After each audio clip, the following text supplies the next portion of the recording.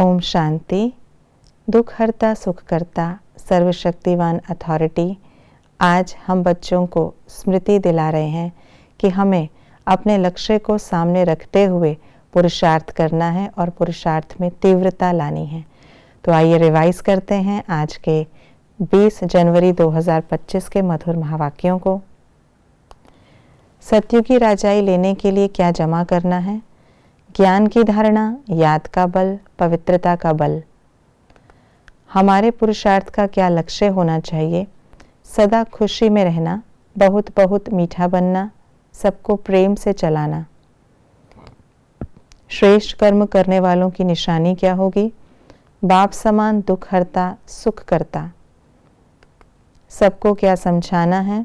हम अपने परमपिता परमात्मा की श्रीमत पर इस भारत को फिर से श्रेष्ठ बनाते हैं। हमें किन बातों की स्वयं की चेकिंग करनी है? हम श्रेष्ठ बने हैं, कोई भ्रष्टाचार का काम तो नहीं करते, मनसा वाचा कर्मणा किसी को दुख तो नहीं देते, देह का, संबंध का, वैभवों का बंधन अपनी ओर खींचता तो नहीं है। कौन सी बात बुद्धि में बिठानी है? रचता और रचना के आदि मध्य अंत की नॉलेज को बाप के सिवाय कोई नहीं जानते। आत्मा की शक्ति कम होने का क्या परिणाम होगा? आत्मा की शक्ति कम होने का कारण क्या है? आत्मा पतित तमोप्रधान बन गई। मूल फिक्रात कौन सी रखनी है? हम तमोप्रधान से सतोप्रधान बने। हमें बेसमझ किसने बनाया? 5 विकारों रूपी रावण ने।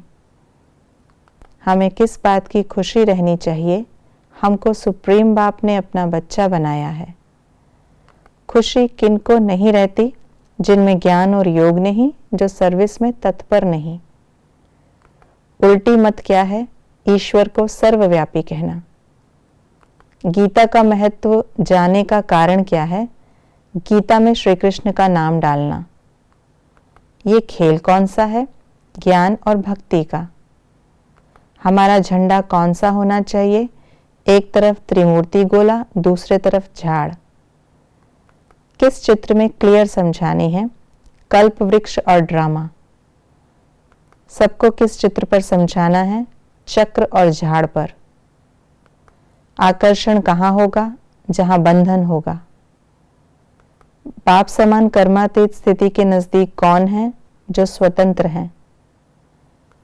राजधानी में नंबर आगे लेने की युक्ति क्या है? स्नेह और सहयोग के साथ शक्ति रूप बनो। संगम युग में क्या होता है? राजधानी स्थापन होती, हमारी चढ़ती कला होती, इस पढ़ाई अनुसार हम ट्रांसफर होते, ऊंच से ऊंच बाप से ऊंच बनने की नॉलेज मिलती। आज की मुरली के अनुसार कॉन्ट्रास्ट की बातें इस प्रकार हैं। यह है कांटों का जंगल, वह है फूलों का बगीचा।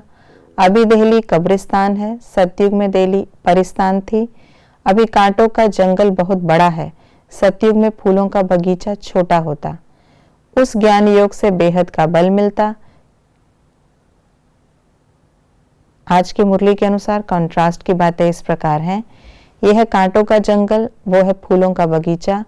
अभी दिल्ली कब्रिस्तान है, सतयुग में दिल्ली परिस्तान थी।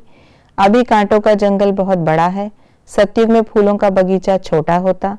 उस ज्ञान योग से हद का बल मिलता, इस ज्ञान योग से बेहद का बल मिलता। हमें किन बातों की धारणा करनी है? रूहानी टीचर बन ज्ञान दान करना, सुखधाम शांतिधाम को याद करना, 16 कला संपूर्ण बनने का पुरुषार्थ करना, ज्ञान और योग के साथ सर्विस में तत्पर रहना, बाप द्वारा मिली हुई नॉलेज और वर्षे को स्मृति में रख सदैव हर्षित रहना। शक्तिशाली मनसा सकाश सेवा।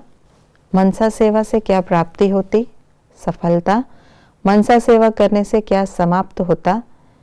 अपने को परिवर्तन करने की मेहनत, दिल शिकस्त होना। ये थी आज की मुरली की विशेष बातें।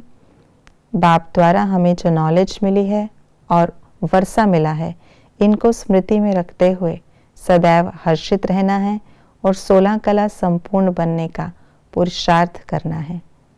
ओम शांति।